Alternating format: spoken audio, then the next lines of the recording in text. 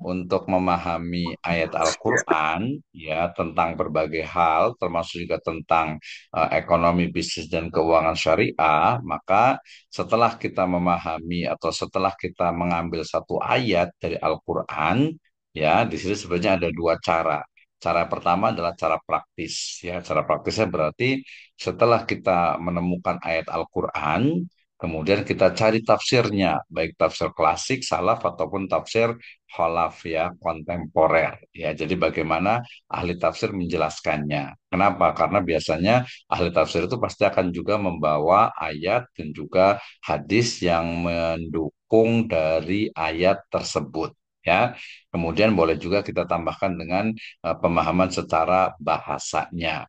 Ya, kemudian juga nanti hadis yang mendukungnya, pendapat para ulama yang mendukungnya sampai kepada pemahaman yang kontemporer sekarang ini. Ya, jadi ayatnya dibaca, ya, kemudian dilihat terjemahannya bahasa Indonesianya yang merujuk kepada Kemenag.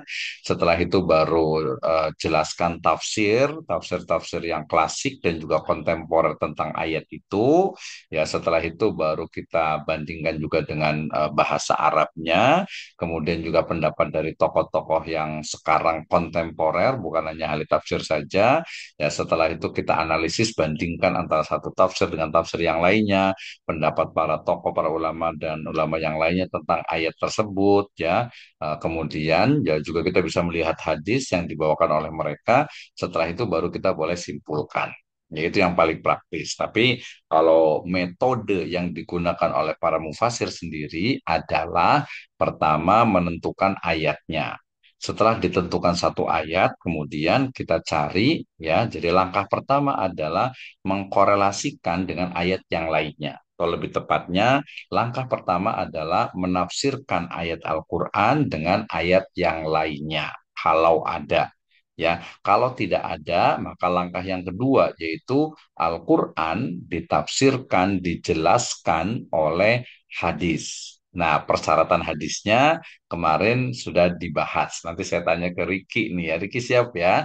Dengan Pak, siapa tadi? Pak Slamet dengan Pak Hari juga ya. Oke, kemudian itu langkah yang kedua. Langkah yang ketiga adalah ya memahami ayat Al-Quran ya dari pendapat para ulama. Berarti di sini adalah ahli tafsirnya. Jadi ahli tafsirnya itu dia nomor tiga. Setelah ahli tafsir, baru di bawahnya lagi adalah dari para ulama ya kontemporer. Ya, baru nanti dengan bahasa Arab ya, dengan bahasa Arab yang fusha tentu saja. Dan biasa terakhir diakhiri dengan bagaimana tafsir bil ilmi ya, menafsirkan ayat Al-Quran itu dengan realitas sekarang. Setelah itu baru nanti kita menyimpulkan ya, menyimpulkan dari ayat tersebut. Oke ya, mudah-mudahan cukup jelas. Baik ya.